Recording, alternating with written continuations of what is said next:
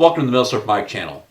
I know when I had my long intro with the Battle Hymn of the Republic in it, one of the things I had on there was collecting advice, although I don't give that out too often. I figured I should make a video kind of just giving out some advice on where to look for Milsurps. I've gotten my Milsurps over the years in various different places. There was a spell there where I got a whole bunch off proxy bid auctions. I've got quite a few off Gunbroker, and then of course there's the normal websites. Let me just kind of go over and just some of the things that are good places to look at now. I like AIM Surplus. I've gotten a few things from them over the years.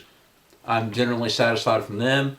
Atlantic Firearms, they're kind of the place to go for AKs, but there's other things you can get off their sites.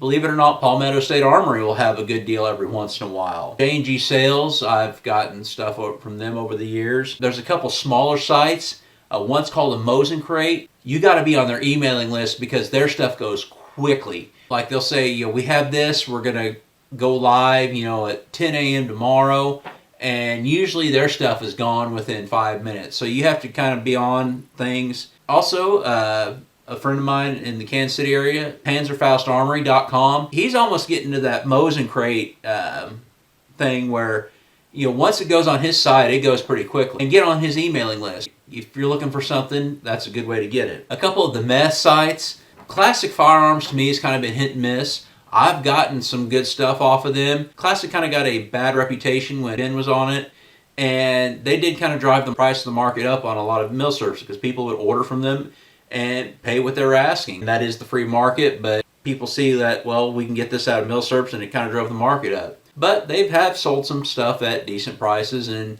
I haven't really had any complaints from anything that I've gotten from there. Even though a lot of people put them down, it's treated me well. You just know market values. I've actually gotten decent ammo deals from them. That's mostly what I've gotten from them in the last couple of years, especially 7.62 by 39. If you can get it for 39 or 35 cents plus or minus a round, jump on it because it's going to do nothing but go up. Now, one site that a lot of people have had problems with is Royal Tiger. They're the ones that brought all these Milsurps over from Ethiopia. A lot of people have got sent a lot of junk from them. That may be one to kind of steer away from. A couple of ammo sites that I frequent, Global Ordnance and SG Ammo, are great sites to make sure you're on their emailing list because a lot of times you can get deals on there. One of them even has Bulgarian Makarovs with an extra magazine, holster, with the works on it right now. Definitely check those out. Now, one thing I'm going to talk about is Gunbroker. Some people say, stay the hell away from it now. I think as long as you know what you're doing, you can still get some decent deals on there. One thing that some people say, people just get on there and just buy it or whatever. Well, a lot of times what happens is sometimes people who list items on Gunbroker, they may have another account and they'll actually buy their own item with that account at a higher price just so it shows up in the completed section, because that's what a lot of people look at when they judge firearms. So they try to drive the market up that way. When you look at stuff, make sure you look at who's bidding on stuff and make sure you look at who won stuff, because sometimes you may see a pattern. When the Kel-Tec P50, now I know this isn't Milsurp, but when the Kel-Tec P50 was out last year, you couldn't find them anywhere out at gun stores. And on Gunbroker, they were going, well over MSRP. Well, if you start looking at who's bidding on them, the same people were bidding on them and bidding them up. So they're basically trying to drive the market up on those, and that's kind of cheating a little bit. So just kind of watch out for stuff like that. But still, if you know what you're doing on Gunbroker, you know your values. If you see something that's a good value, you can still get something decent. And one thing on Gunbroker, and Danny from Milsurp World is a master at this. I'm not as good, but my CZ27 that I did my CZ24-27 video on, I got that off Gunbroker, but I got a great deal on it because the seller was fairly new, but he didn't include CZ anywhere in it.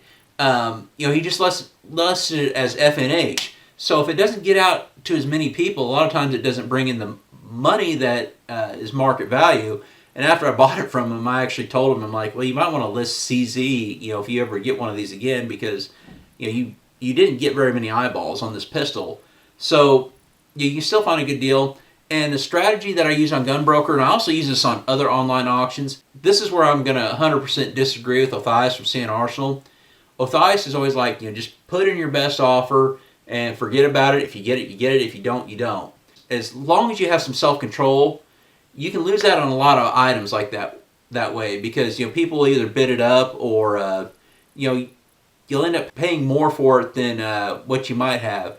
What I typically do is I'll hit watch, and then when I receive the email from it that this has a day left, and if it's still within what I want to pay, I'll set my alarm on my phone for like 20 minutes before the auction ends the next day, and if it's still within that, then that's when I'll put in my highest bid, because Gunbroker kind of has the 15-minute anti-sniping rule, and I'll do that because a lot of times people who are watching it, they may forget about it, or they haven't set the alarm, or they forget about the email. So I think there's a higher chance that you'll get it for a cheaper price if you do it that way. And it's kind of the same when I use proxy bid auctions or do any online auctions. I'll get into a little more strategy on that in just a little bit. But if you can watch the live auction online, do that instead of putting your highest bid in. But like I said, you've got to have the self-control. All of a sudden, you could be bidding $100, $200 more than what you intended to if you don't have any self-control. So you still have the self-control. I'm not going to go over this amount. So I like to put in my best bid 20 minutes before an auction ends on Gunbroker, and that's how I think I get a little better deals. Now, I have gotten a lot off of a proxy bid. I've probably gotten a third of my collection off there.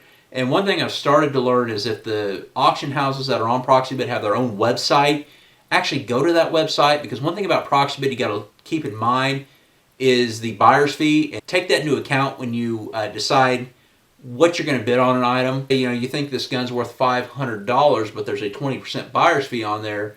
Well, make sure you don't bid over $400 on the item.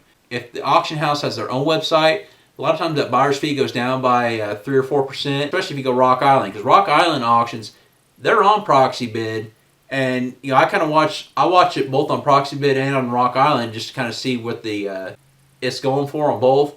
But you definitely want to do your bidding through Rock Island, because they have a lower buyer's fee than proxy bid does.